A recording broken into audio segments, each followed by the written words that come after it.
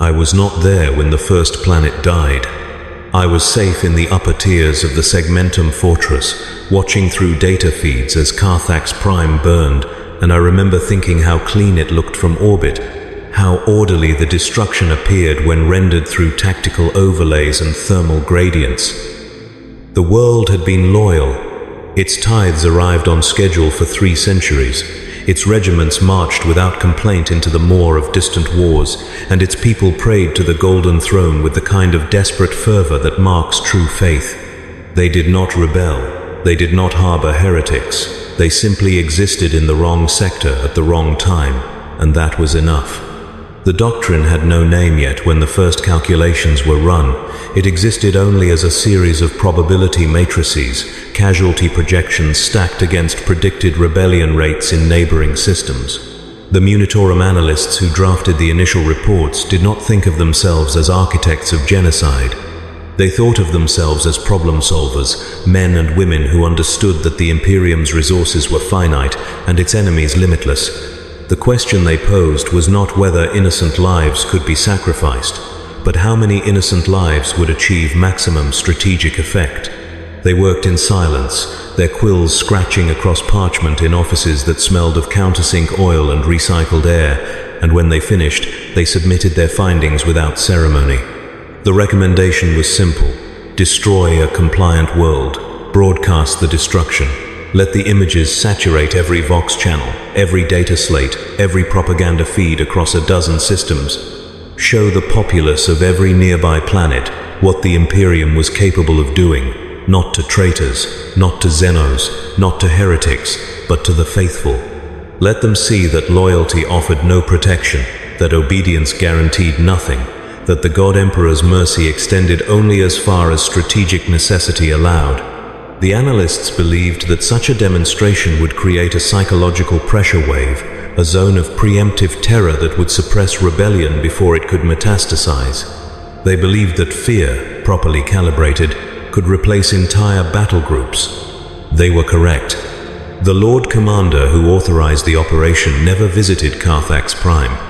He reviewed the projections in his quarters, a windowless chamber deep within the fortress where the walls were lined with tactical maps and the air tasted of incense and old leather. He was an old man, his face a topography of scars and augmetic replacements, his eyes the color of ship steel. He had fought in the Macarian Crusade, had seen the Imperium stretch itself thin across lightless voids, had watched entire armies vanish into the silent dark because supply lines collapsed, or commanders miscalculated, or the warp itself twisted the routes into knots. He understood logistical attrition better than most, understood that wars were won not by heroism but by the patient application of resources against carefully selected targets. When he signed the order, his hand did not shake. The Carthax suppression doctrine, as it came to be called, was implemented with the kind of precision that defined imperial bureaucracy at its most efficient. The 47th Expeditionary Fleet was redirected from garrison duty and given new orders. No explanation was provided to the ship captains, no justification offered to the regiment commanders.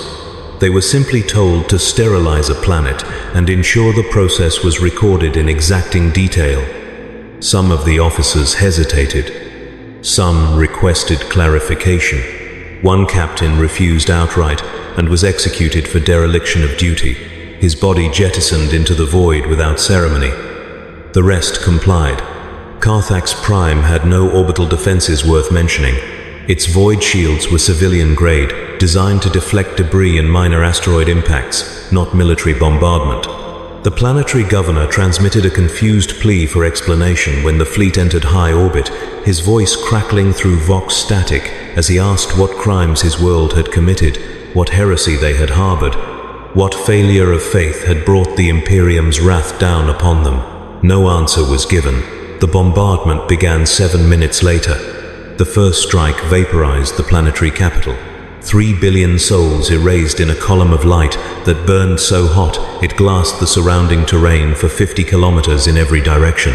The shockwave rippled outward, collapsing hab blocks and shattering infrastructure, and in the moments before the firestorm consumed them, the people of Carthax Prime looked up and saw their sky turn to fire. There was no time for prayer, no time for understanding. They died confused, their faith intact, their loyalty unquestioned. The bombardment continued for 16 hours. Every population center, every industrial hub, every agricultural zone was targeted with the same methodical thoroughness. The orbital strikes were staggered to maximize atmospheric dispersal of radioactive particulate, ensuring that even those who survived the initial impacts would die slowly from radiation poisoning or atmospheric collapse. The fleet's tech priests monitored the process with detached interest, recording thermal readings and blast radii, noting the efficiency of various warhead configurations. When the bombardment concluded, Carthax Prime was a smoking cinder, its atmosphere a toxic soup of ash and ionized gases, its population reduced to statistical zero. The documentation was flawless. Every moment of the destruction was captured by high-resolution pict feeds. Every scream filtered through audio arrays, every thermal bloom analyzed and catalogued. The data was compiled into a comprehensive visual record that lasted 4 hours and 37 minutes, a relentless chronicle of annihilation that left nothing to the imagination. This record was then transmitted across the sector via every available communications channel. It interrupted Vox broadcasts, overrode propaganda reels, appeared on data slates in administratum offices and factory floors and troop transports. The Imperium wanted every citizen in the surrounding systems to see what had been done, to understand that no world was safe, that loyalty was no shield, that the God Emperor's protection was a lie told to children. The psychological impact was immediate and catastrophic. Within 2 weeks, 17 nascent rebellions in neighboring systems collapsed without a shot fired. Resistance cells that had been stockpiling weapons and recruiting quietly for months simply dissolved, their members too terrified to continue. Planetary governors who had entertained thoughts of secession or negotiating with rival factions abandoned such notions entirely, their resolve shattered by the images of Carthax Prime's death. Workers who had planned strikes or protests returned to their labor without complaint, their grievances suddenly insignificant, measured against the threat of orbital annihilation. The entire sector fell into a paralyzed silence. Every world gripped by the understanding that rebellion was not merely futile but suicidal. The Munitorum analysts reviewed the data with satisfaction. Casualty rates in the sector dropped by 63% within the first month. Resource expenditure on counterinsurgency operations fell to negligible levels. Tithe compliance reached unprecedented highs as governors scrambled to demonstrate their loyalty through overproduction and zealous obedience. The strategic objectives had been achieved at a fraction of the cost of conventional military suppression. The analysts prepared a follow-up report recommending the expansion of the doctrine to other unstable regions, their tone professional and clinical, their language stripped of moral consideration. I read that report in my quarters late one night, the only illumination coming from the flickering glow of the data slate. Outside my window, the void stretched endlessly, cold and indifferent. And I thought about the 3 billion people who had died so that charts could trend upward, so that logistics could be streamlined, so that the Imperium could save resources for wars yet unfought. I thought about the children on Carthax Prime, about the mothers and fathers and workers and priests, about the soldiers who had marched off to die in the Emperor's name on distant battlefields, never knowing that their home would be erased not as punishment but as policy. I thought about these things, and then I filed the report in the appropriate archive and moved on to the next task. The second implementation of the Carthax suppression doctrine occurred 6 months later on a world called Velmara Secundus. This time the process was refined, the methodology sharpened by lessons learned from Carthax Prime. Velmara Secundus was selected not because it showed signs of rebellion, but because its destruction would create maximum psychological impact across 3 subsectors simultaneously. Its population was smaller, only 900 million, but it occupied a critical junction in regional trade routes, and its annihilation would resonate across a wider economic network. The fleet that arrived was smaller but more specialized. Rather than a prolonged bombardment, the strategists opted for a single apocalyptic strike using a modified cyclonic torpedo that would crack the planet's crust and trigger catastrophic tectonic collapse. The result would be slower, more visually dramatic, a death that would unfold over days rather than hours, giving ample time for the suffering to be documented and broadcast.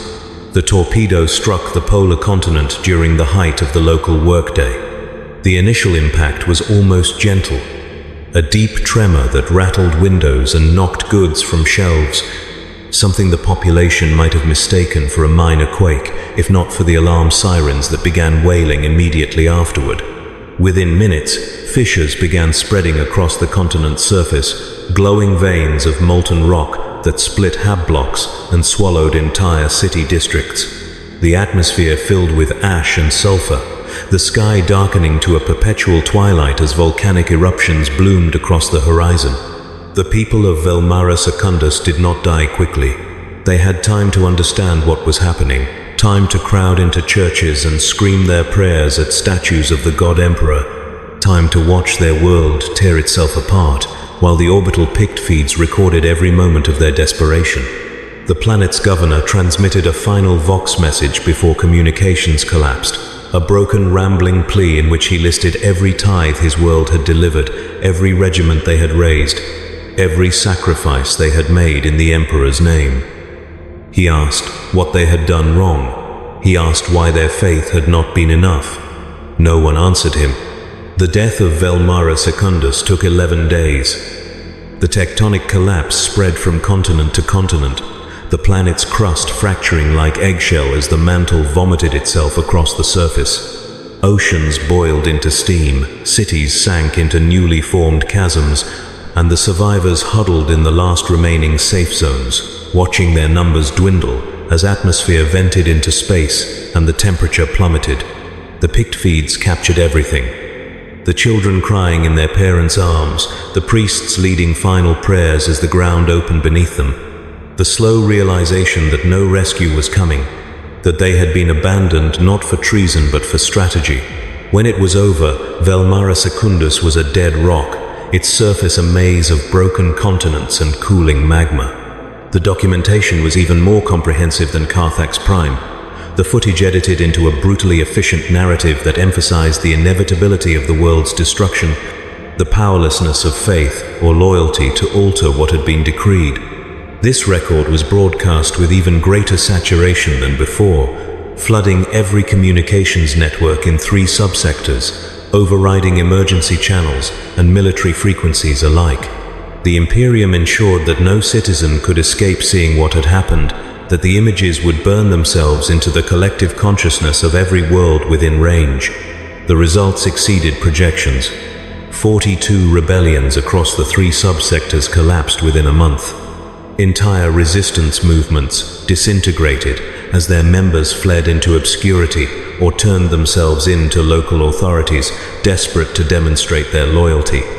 Governors who had shown even faint signs of independence scrambled to prove their submission, some going so far as to execute their own advisors on suspicion of seditious thought.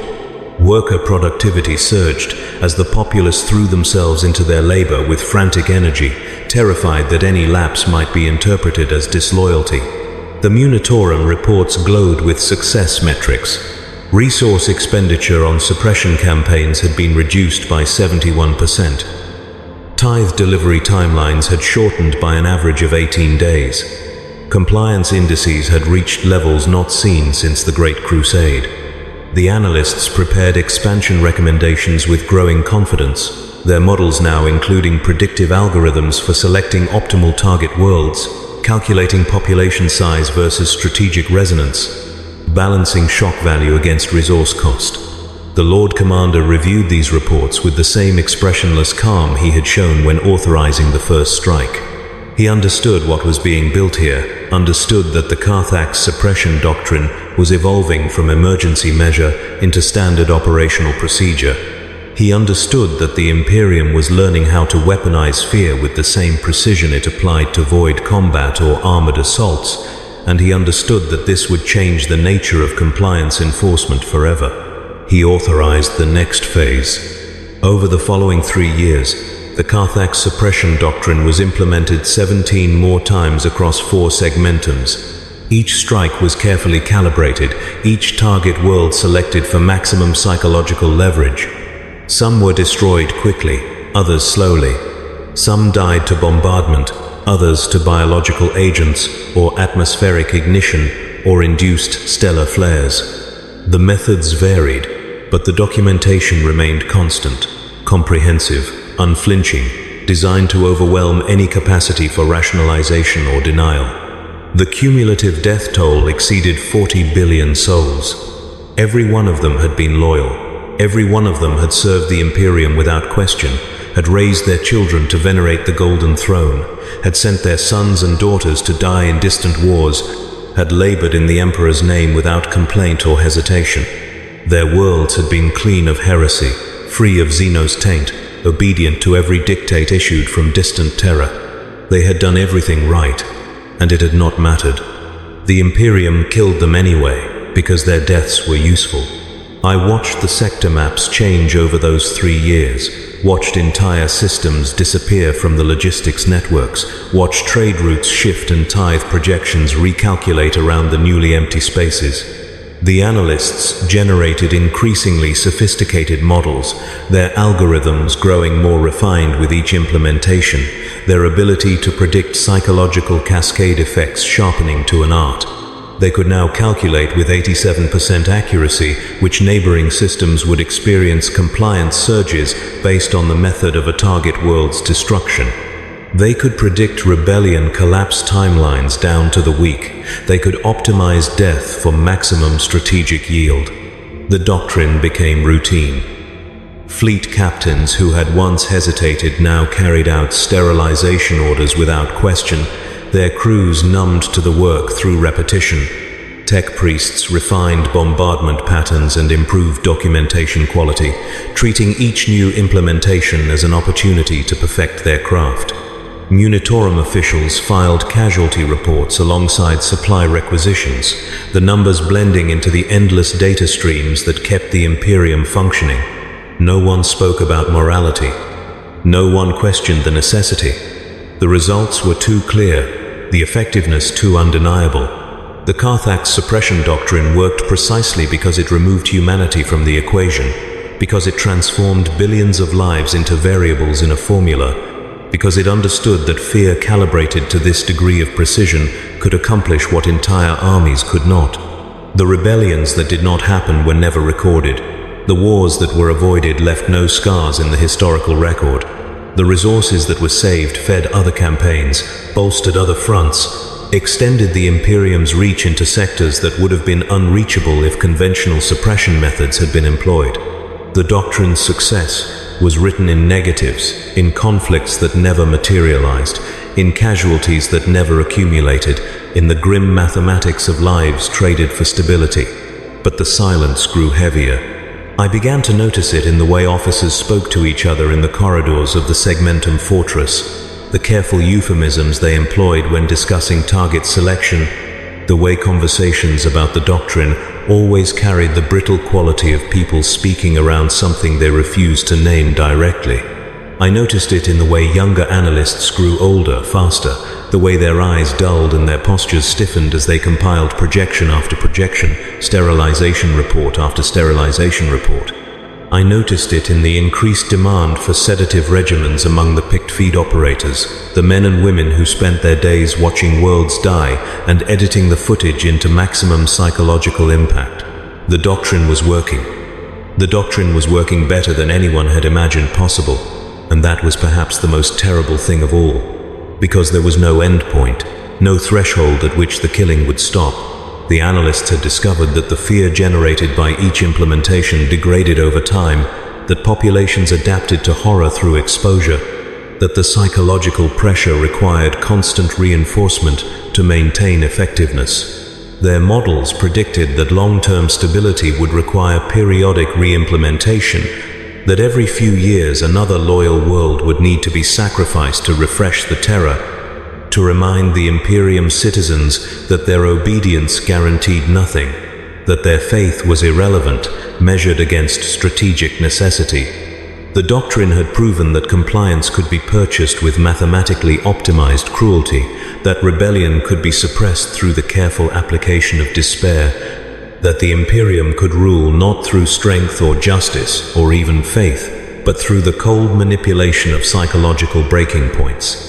It had proven that this approach was more efficient than any alternative. And so the killing continued. I stood at the observation deck one night, looking out at the stars, and I thought about all the worlds that had died, all the people who had prayed to the God Emperor as the sky turned to fire, all the children who had died confused and terrified in their parents' arms. I thought about the analysts working in their offices, running their calculations, selecting the next target from a list of compliant worlds. I thought about the fleet captains preparing their ships, the tech priests calibrating their weapons, the picked feed operators setting up their equipment. I thought about how none of this was secret, how the documentation was broadcast deliberately, how the Imperium wanted everyone to see what it was capable of doing, how the horror was the point, how the cruelty was not incidental but essential, how the doctrine functioned precisely because it was public, because it forced every citizen to confront the reality that their lives meant nothing beyond their utility to strategic objectives. I thought about how it worked, how it actually worked. The fourth year of the doctrine's implementation began with the sterilization of Gast Major, a shrine world that had stood for 2,000 years as a monument to the Emperor's divinity. Its population of 600 million spent their lives in prayer and penance, its cathedrals rising like mountains of stone and stained glass, its air thick with incense and hymns. The world produced nothing of material value, its only export faith itself, and perhaps that was why it was selected. The Imperium wanted to demonstrate that even holiness offered no protection, that devotion was meaningless when measured against operational requirements. The bombardment came during the height of a holy festival, when millions had gathered in the Grand Plaza before the Cathedral of Eternal Vigil, when the air sang with choral voices and the smell of burning candles mixed with the smoke of offering fires. The first strike hit the cathedral itself, a lance beam that punched through the ornate dome and vaporized the high altar in a flash of superheated plasma. The shockwave toppled the surrounding spires, brought the massive structure crashing down on the thousands of worshippers inside, their prayers cut short by the screaming collapse of stone. The killing took 3 days. Every cathedral, every shrine, every monument to faith was targeted with deliberate precision. The picked feeds captured pilgrims running through streets that burned beneath them, captured priests raising holy relics toward the burning sky as if sanctified objects could ward off imperial warships, captured the moment when the faithful finally understood that the God Emperor was not coming to save them, that their devotion had been insufficient, that they had failed in some unknowable way. The broadcasts from Gast Major were particularly effective. The sight of a shrine world burning, of cathedrals reduced to rubble, of the faithful dying while clutching prayer beads and scripture scrolls, struck a chord of existential terror that secular worlds could not match. If holiness offered no sanctuary, what could? If a world dedicated entirely to worship could be erased without explanation, what hope did ordinary worlds possess? The psychological cascade was immediate and profound. Across 17 sectors, faith-based resistance movements collapsed overnight. Ecclesiarchy officials who had quietly harbored reformist sympathies recanted their positions publicly, some going so far as to burn their own writings and denounce themselves before assembled congregations. Workers in manufactorums redoubled their efforts, terrified that any lapse might suggest spiritual weakness.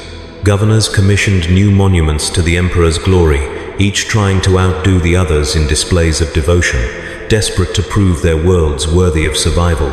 The Munitorum reports noted a 23% increase in voluntary tithe contributions and a 41% reduction in prayer-related work stoppages. The analysts calculated that the destruction of Gast Major had generated more compliance value per casualty than any previous implementation, that targeting faith itself had proven more effective than simple terror. New recommendations followed. The models suggested that periodically destroying worlds of symbolic importance, worlds that represented ideals like faith or sacrifice or perseverance, would maintain psychological pressure more efficiently than random selection. The Imperium began compiling lists of such worlds, categorizing them by symbolic resonance, calculating optimal intervals between strikes to maximize fear without inducing total despair. Because total despair, the analysts noted, was counterproductive. People crushed into complete hopelessness stopped working, stopped fighting, stopped contributing anything of value. The goal was calibrated terror, a carefully maintained state where populations remained functional but too frightened to resist, where they worked harder out of fear, while still clinging to the faint hope that obedience might save them. The doctrine was evolving into something more sophisticated than simple atrocity. It was becoming a comprehensive system of psychological control, a method of governance that understood human breaking points with scientific precision and exploited them with bureaucratic efficiency. I attended a planning session in the 8th month of the 4th year, sitting among analysts and strategic officers as they reviewed target options for the next implementation. The discussion was technical, focused on casualty projections and broadcast saturation ratios, on the optimal timing for maximum psychological leverage. Someone suggested a forge world, arguing that destroying industrial capacity would demonstrate the Imperium's willingness to sacrifice economic value for compliance. Someone else countered that such a target would be interpreted as punishment for insufficient production, which might actually encourage work slowdowns out of fear.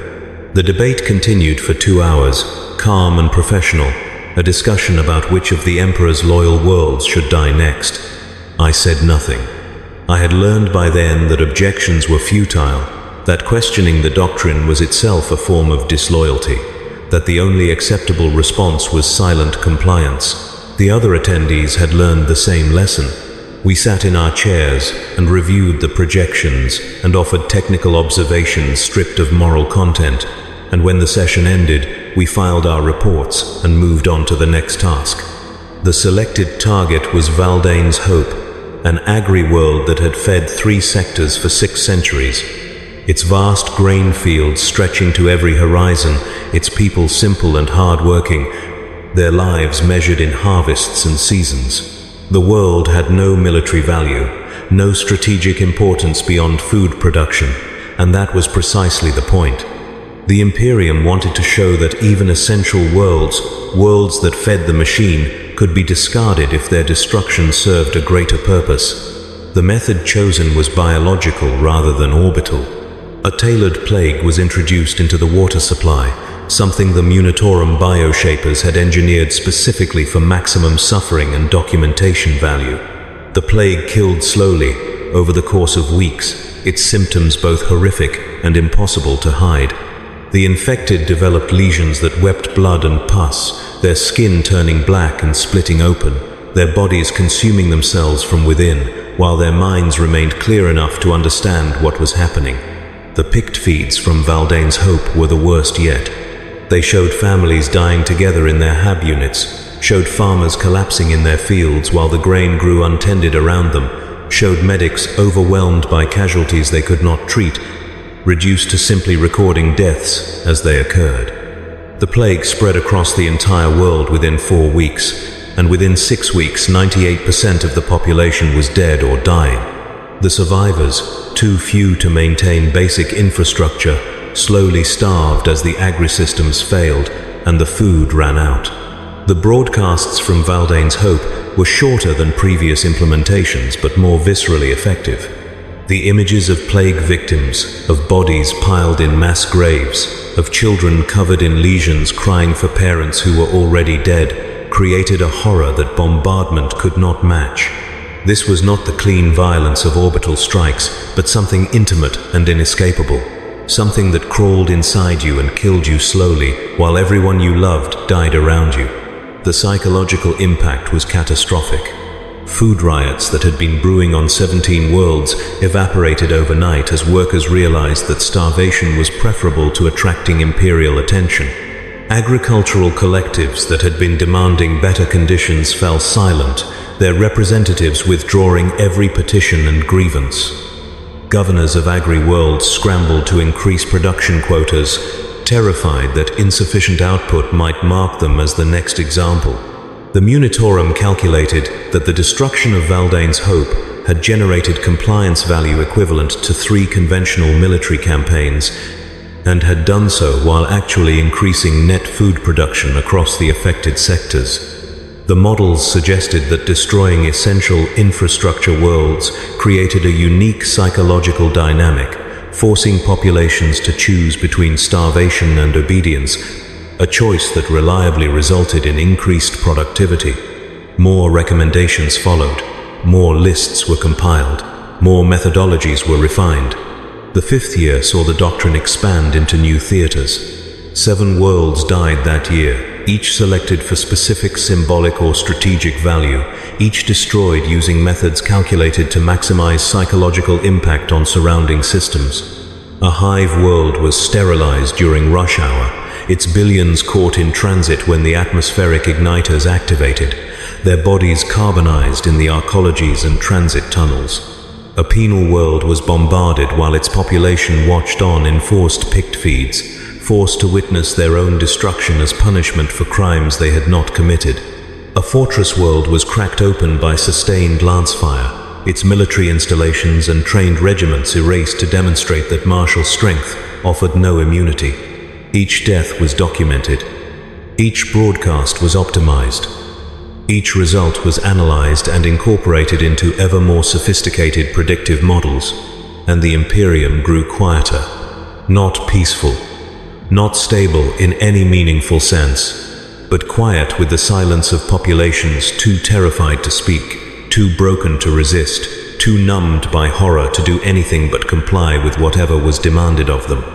The sectors under the doctrine's influence became model regions of efficiency, their tithe compliance perfect, their rebellion rates negligible, their populations docile and productive. The analysts wrote glowing reports about sustainability and long-term strategic gain.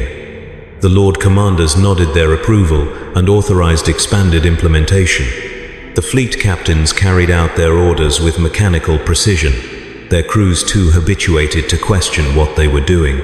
The entire apparatus of the Carthax suppression doctrine functioned with the smooth efficiency of a well-maintained machine, each component performing its designated function without hesitation or moral consideration. The horror lay in how well it worked. I sat in my quarters on the night the 5th anniversary report was distributed, reading through page after page of success metrics and efficiency gains, and projected long-term benefits. The report concluded that the Carthax suppression doctrine had achieved its strategic objectives beyond all initial projections, that it had proven itself the most cost-effective compliance enforcement mechanism in modern imperial history, that its expansion to additional theaters was not merely recommended, but essential for maintaining the Imperium's stability in an age of infinite war. The report made no mention of the 40 billion dead. It did not discuss the children or the faithful or the loyal workers who had died confused and terrified. It did not acknowledge that the Imperium had learned to govern through mathematically optimized despair, that it had systematized cruelty to the point where horror became policy and atrocity became routine. It simply noted that rebellion rates were down and resource expenditure was optimized and tithe compliance was at historic highs. It noted that the strategy worked.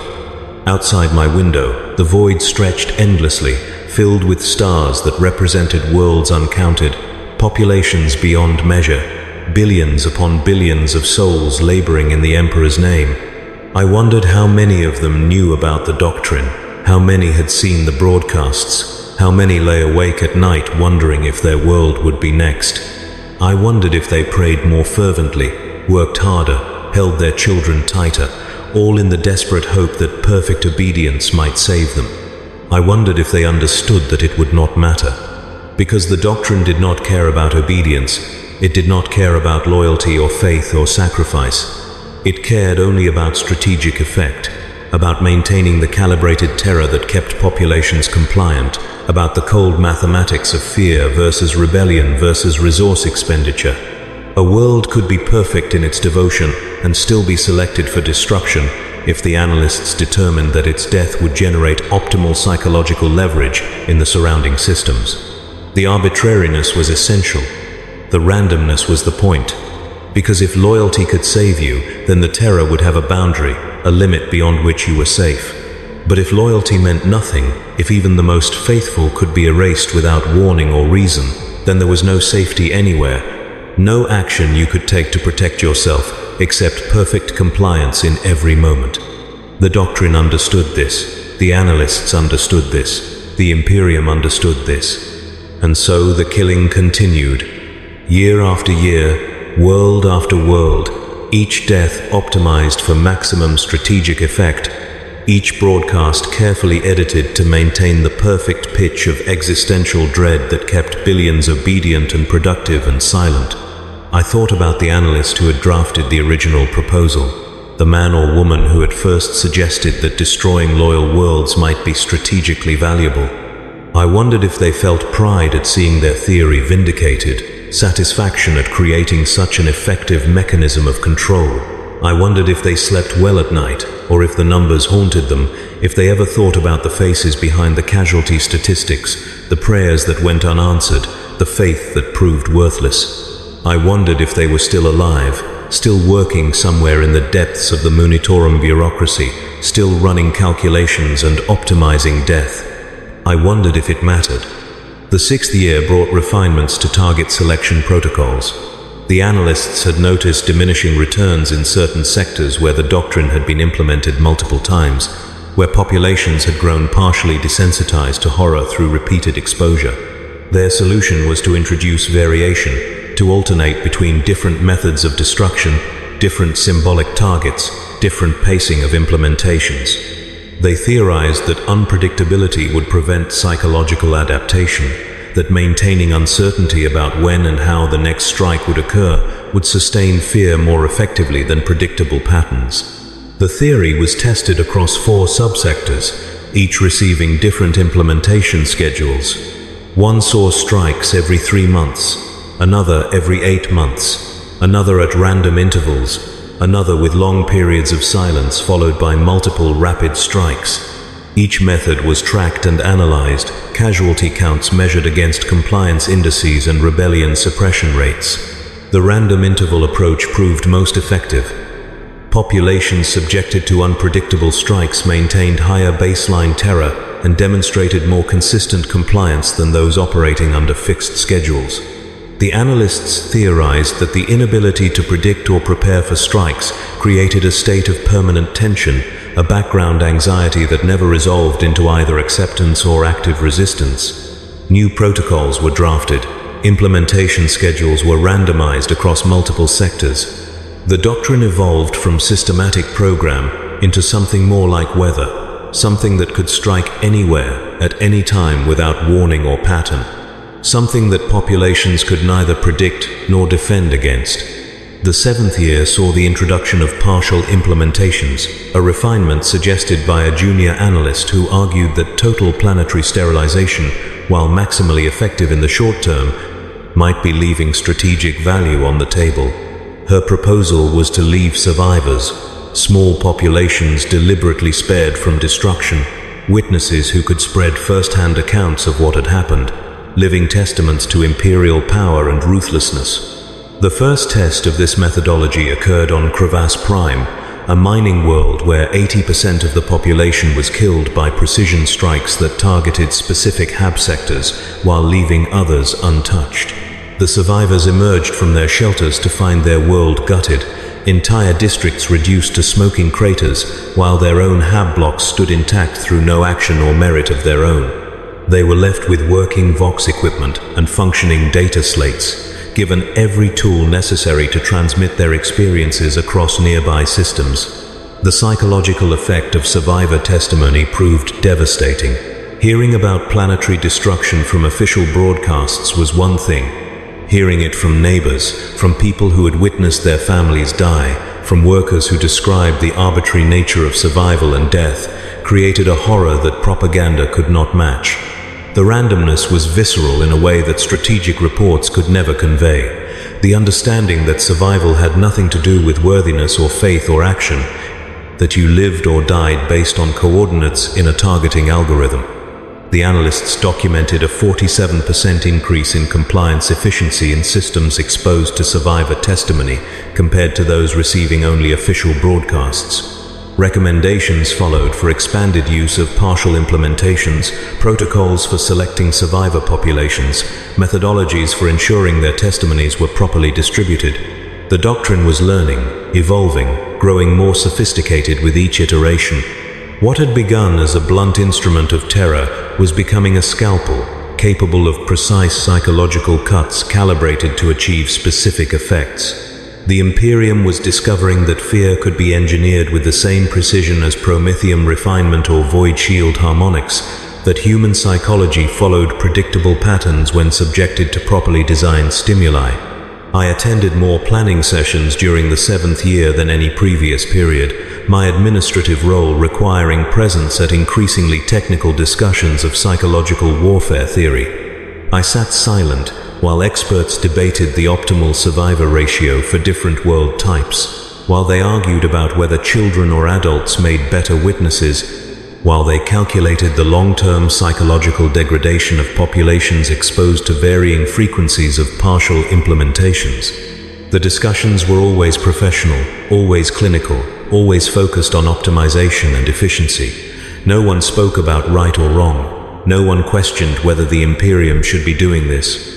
The only debates were technical: how to do it better, how to achieve more with less, how to refine the methodology until it approached theoretical perfection. Sometimes I caught myself participating, offering observations about data patterns, suggesting analytical approaches, identifying inefficiencies in current protocols.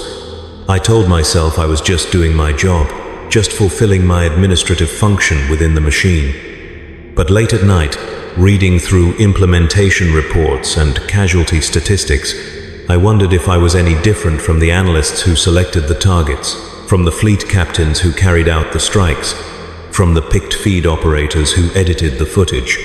We were all part of the same mechanism, all components in the same machine, all complicit in the same methodical atrocity.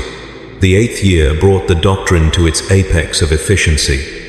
Casualty counts per implementation had been reduced through the adoption of partial sterilization protocols, allowing the Imperium to generate equivalent psychological pressure while preserving some productive capacity on target worlds. Survivor populations were carefully maintained and monitored, their testimonies harvested and distributed with the same precision as official propaganda. The randomized implementation schedule had proven sustainably effective, maintaining baseline terror without inducing total despair or psychological collapse. Rebellion rates across doctrine-affected sectors had dropped to nearly zero. Tithe compliance exceeded targets by an average of 32%. Worker productivity was at historic highs. The strategic objectives had been achieved so completely that new analysts were struggling to identify further optimization opportunities. The Munitorum prepared a comprehensive assessment for review by the High Lords of Terror, a document that ran to 17,000 pages and included detailed analysis of every implementation, every psychological metric, every efficiency gain. The assessment concluded that the Carthax suppression doctrine represented a revolutionary advance in compliance enforcement methodology, that its principles should be incorporated into standard Imperial governance protocols, that the success demonstrated over 8 years of implementation justified permanent institutionalization of the approach. The assessment made no moral argument. It did not try to justify the killing or rationalize the cruelty. It simply presented the numbers, the cold mathematical proof that the doctrine worked, that it accomplished strategic objectives more efficiently than any alternative, that the Imperium could govern through calibrated terror more effectively than through faith or force or justice. I was tasked with preparing a summary of the assessment for distribution to regional command staff, a condensed version that highlighted key findings and strategic recommendations. I worked on it for 3 weeks, distilling 17,000 pages into 200, extracting the essential arguments and supporting data, creating a document that conveyed the doctrine's success in clear, accessible language. When I finished, I read it through one final time before submission. 200 pages that explained how the Imperium had learned to govern through optimized atrocity, that detailed methods for maintaining calibrated terror, that recommended the systematic sacrifice of loyal populations for strategic gain. 200 pages that made it all sound reasonable, efficient, necessary. I submitted the document without comment. The response from regional commands was overwhelmingly positive. Requests for doctrine implementation flooded in from sectors that had not yet experienced the methodology, commanders eager to achieve the same compliance gains and efficiency improvements. The Munitorum began drafting expansion protocols, calculating the resource requirements for rolling out the doctrine across entire segmentums, estimating timelines for galaxy-wide implementation. The machine was expanding, the methodology was spreading. What had been tested in a few sectors was metastasizing into standard practice, and still no one spoke about the cost. The 9th year brought the first signs of unexpected consequences. Populations that had been subjected to the doctrine for extended periods began showing behavioral changes that fell outside the analysts' models. Suicide rates spiked across multiple worlds, particularly among younger demographics. Birth rates plummeted as people chose not to bring children into a universe where loyalty meant nothing and death could arrive without warning. Work quality degraded in subtle ways, populations performing their assigned tasks with mechanical precision, but zero initiative, zero creativity, zero engagement beyond minimum compliance. The analysts noted these trends with clinical interest, incorporating them into updated models, calculating the long-term sustainability of doctrine-affected populations. Some argued that the behavioral changes represented acceptable losses, side effects that did not outweigh the strategic benefits. Others expressed concern that prolonged exposure might be creating populations too damaged to remain productive, that there might be a breaking point beyond which calibrated terror became counterproductive. Research teams were commissioned to study the phenomenon, to determine whether the psychological damage could be mitigated without reducing compliance effectiveness, to identify the optimal balance between terror and functionality. I read their preliminary findings in my quarters late one night, reports documenting the systematic psychological destruction of entire populations, the careful measurement of how much horror human minds could sustain before fragmenting beyond usefulness. The researchers approached the problem with the same clinical detachment as everything else, treating human suffering as a variable to be optimized, a resource to be managed. They did not see people, they saw populations. Statistics, compliance indices, resource units. Just like I did when I compiled my reports, just like everyone did who kept the machine running, the truth was simple and terrible. We had all learned to see the galaxy the way the doctrine required us to see it, through the lens of strategic necessity, stripped of moral consideration. We had all been shaped by the methodology we served. Our empathy eroded through exposure until we could discuss the optimization of atrocity without flinching, could read casualty statistics without imagining the screaming, could select target worlds knowing we were condemning billions to death.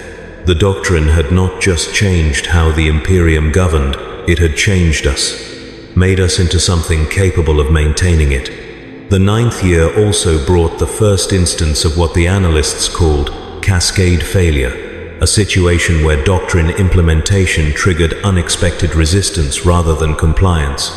It occurred on Talvan's Rest, a world that had been subjected to a partial implementation 6 months earlier, where 70% of the population had been killed and the survivors left to rebuild with minimal support. Rather than demonstrating the expected terrorized obedience, the survivors of Talvan's Rest rebelled. Not immediately, not in a way that attracted attention, but slowly and systematically. They sabotaged production equipment, corrupted data archives, introduced subtle errors into manufactured goods.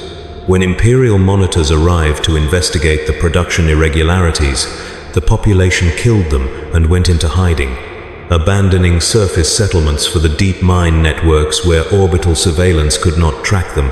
The Munitorum response was immediate and overwhelming. The remaining population of Talvan's Rest was hunted through the mine networks by Void-trained kill teams, the survivors executed when found, the entire world subjected to a secondary sterilization bombardment that sealed the mines forever. But the damage had been done. Word of Talvan's Rest spread despite information suppression efforts, survivor testimony from other worlds incorporating the rebellion into their narratives, creating a dangerous counterexample that suggested resistance was possible, that the doctrine could be defied. 3 other worlds attempted similar rebellions within the following 2 months. All were suppressed, all were subjected to total sterilization, all were erased from strategic maps. But the pattern concerned the analysts, suggested that the doctrine might be creating exactly the kind of desperation it was designed to prevent, that there might be a threshold beyond which terror flipped into defiance. Emergency analysis sessions were convened. Models were revised. Protocols were updated to identify worlds at risk of cascade failure before implementation, to screen for populations that might respond to doctrine pressure with resistance rather than compliance. The methodology grew more complex, the targeting algorithms more sophisticated, the psychological profiling more detailed. The Imperium was learning to predict not just which worlds would submit to terror, but which would break in productive versus counterproductive ways, which populations could be pushed to maximum fear without triggering active resistance. The doctrine was adapting, evolving to address new challenges, maintaining its effectiveness through constant refinement. Because that was what it did. That was what we all did. We adapted, we refined, we optimized the machine that transformed loyalty into ash and calculated the strategic value of despair. The 10th year brought the first formal opposition to the doctrine from within the Imperium itself. A senior ecclesiarchy cardinal named Vandrus filed a formal protest with the Administratum, arguing that the systematic destruction of faithful populations contradicted the Emperor's will, that terror-based governance was theologically unsound, that the doctrine represented a dangerous drift toward nihilism that threatened the spiritual foundation of imperial civilization. His protest was 17 pages long, carefully argued, supported by scriptural references and theological reasoning. It acknowledged the doctrine's effectiveness while arguing that some methods of governance were incompatible with the Imperium's identity as the Emperor's domain, that there were lines that should not be crossed regardless of strategic benefit. The response came from the Munitorum within 4 days. Cardinal Vandrus was declared excommunicate, his writings condemned as heretical, his followers arrested and interrogated. He was executed for sedition after a trial that lasted 6 hours, his body displayed in the public plaza of his cathedral world as a warning to others who might question imperial policy. No formal rebuttal to his theological arguments was ever issued. The Imperium simply removed the man who had raised them, demonstrating through action that the doctrine's effectiveness overrode any other consideration, that strategic success justified any methodology, that questioning the machine marked you as an obstacle to be eliminated. The message was clear. The doctrine was beyond debate, beyond moral evaluation, beyond any authority except the cold logic of compliance metrics and casualty ratios. It was policy now, institutionalized, permanent. I thought about Cardinal Vandrus sometimes in the months that followed, about his 17 pages of careful argumentation rendered meaningless by 6 hours of show trial.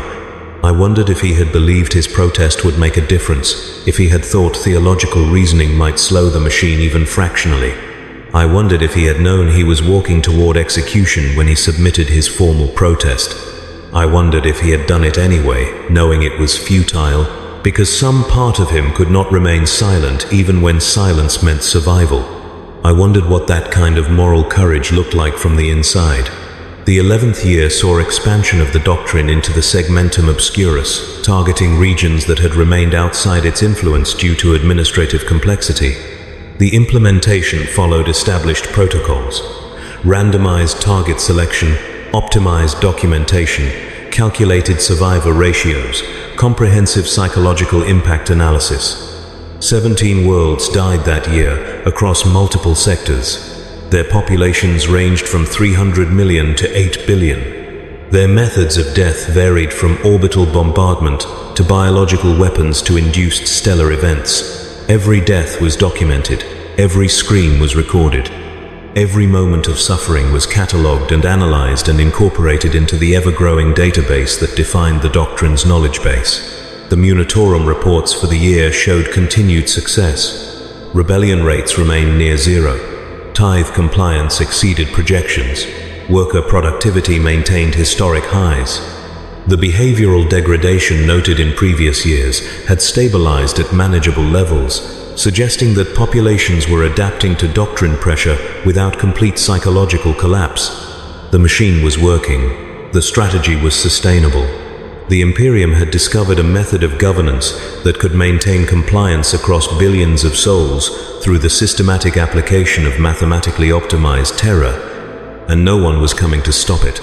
No external force would intervene. No internal opposition would succeed where Cardinal Vandrus had failed. The doctrine would continue because it worked, because effectiveness was the only metric that mattered in an Imperium fighting infinite wars across infinite fronts, because the strategic value of calibrated cruelty outweighed any moral cost. I sat in my quarters on the final night of the 11th year, reading through the annual assessment report, and I understood with sudden clarity that this would never end, that the doctrine would continue implementation after implementation, year after year, world after world, each death optimized for maximum strategic effect, that analysts would keep refining the methodology, fleet captains would keep carrying out the strikes, picked feed operators would keep editing the footage, that the machine would continue grinding through loyal populations, transforming them into statistical abstractions, converting their deaths into compliance metrics, that I would continue filing reports and attending planning sessions and offering technical observations, my role in the machine as essential as anyone else's, my complicity as complete as the analysts who selected targets or the gunners who pulled the triggers, because we were all part of the same mechanism, all components serving the same function, all participants in the systematic transformation of imperial governance into something that could calculate the strategic value of children burning. The horror was not that the doctrine existed. The horror was that it worked, that it achieved its objectives, that no alternative methodology could match its efficiency or effectiveness, that the Imperium had discovered the optimal strategy for maintaining compliance, and that strategy required the deliberate sacrifice of billions of loyal souls in service of mathematically optimized despair. The horror was that we had all adapted to it, that it had become normal, routine, just another policy among the thousands that kept the Imperium functioning, that we could discuss the optimization of atrocity over lunch and move on to other topics without pause, could read casualty statistics without flinching, could watch worlds die and think primarily about whether the documentation had captured sufficient detail. The horror was that somewhere in the depths of the Munitorum, analysts were already drafting plans for the 12th year, selecting new targets, calculating optimal strike timings, refining the protocols that would govern the next round of implementations. The horror was that the machine would continue, that it would always continue. Because it worked. I turned off the data slate and sat in darkness, listening to the hum of the fortress's machinery, the distant vibration of plasma conduits and ventilation systems, all the invisible infrastructure that kept this place functioning. Somewhere far above, fleet ships were being loaded with munitions that would eventually sterilize worlds whose names I did not yet know. Somewhere far below, analysts were running calculations that would determine which populations would die in the coming year. Somewhere across the Imperium, billions of people were laboring in the Emperor's name, unaware that their loyalty meant nothing, that they existed only as variables in an equation that calculated the strategic value of their deaths. The doctrine had proven that compliance could be purchased with horror, that rebellion could be suppressed through mathematically engineered despair, that the Imperium could rule not through faith or justice, but through the cold manipulation of psychological breaking points. It had proven that this approach was more efficient than conventional warfare, more cost-effective than traditional suppression campaigns, more sustainable than methods that required ongoing military presence. It had proven that the systematic sacrifice of loyal populations generated better strategic outcomes than protecting them. And because it worked, because the numbers justified the methodology, because effectiveness overrode every other consideration, the doctrine would continue until the Imperium itself fell, or until every human soul had learned to live in the permanent shadow of calibrated terror. There would be no intervention, no redemption, no moment when the Imperium would recognize what it had become and choose a different path. There was only the machine and the metrics and the endless optimization of cruelty in service of compliance. I thought about the first planet again, Carthax Prime, about the 3 billion souls who had died without understanding why, who had prayed to the God Emperor as their world burned, who had believed until the end that loyalty would save them. I thought about all the worlds that had followed, all the populations that had been erased, all the prayers that had gone unanswered, all the faith that had proven worthless measured against strategic necessity. I thought about the worlds that had not yet died, but whose names were already on lists being compiled in Munitorum offices, whose populations were already condemned even if they did not know it yet, whose destruction was already factored into next year's strategic projections. I thought about how the doctrine would be remembered, assuming anyone remained to remember it. Whether it would be seen as a necessary evil, a tragic but justified response to impossible circumstances. Whether future historians would acknowledge the moral cost or simply note the effectiveness, the way the strategy had stabilized entire sectors and prevented countless rebellions. Whether any record would survive that captured not just the strategic success but the screaming, the prayers, the children crying in the dark as their world ended around them. Whether anyone would care. The data slate remained dark in my lap. Outside my window, the void stretched endlessly, filled with stars that represented worlds uncounted, each one a potential target, each population a variable in the algorithm that calculated the strategic value of despair. The doctrine would continue because it worked. That was the only truth that mattered, the only metric the Imperium recognized. And so worlds would keep dying, populations would keep being sacrificed, the machine would keep grinding through loyal souls in service of compliance metrics and resource optimization. Because effectiveness justified anything, because strategic success excused any atrocity, because the Imperium had learned to govern through mathematically optimized cruelty and discovered that this approach was more efficient than any alternative. The doctrine was a success. The reports proved it, the numbers confirmed it, the continued expansion validated it. 40 billion dead across 11 years, and rebellion rates had dropped to nearly zero. Tithe compliance exceeded all projections. The Imperium had discovered that it could rule through terror more effectively than through faith, that fear properly calibrated could replace armies, that the systematic sacrifice of the innocent generated better strategic outcomes than protecting them. The doctrine worked. It worked because it removed humanity from the equation, because it transformed people into statistics, because it calculated the optimal application of horror with the same precision other strategists applied to void combat or armored assault. It worked because we let it work, because we adapted to it, because we became the kind of people capable of maintaining it.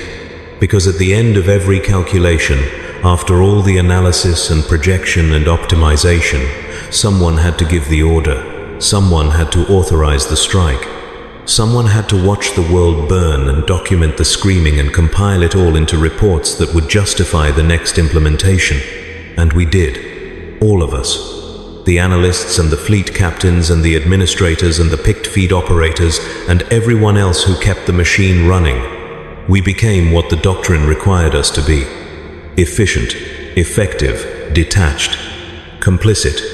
The machine would continue because we would continue, because there was no force within the Imperium capable of stopping it, no authority that would override strategic effectiveness with moral consideration, no moment when the killing would be judged as too much and halted.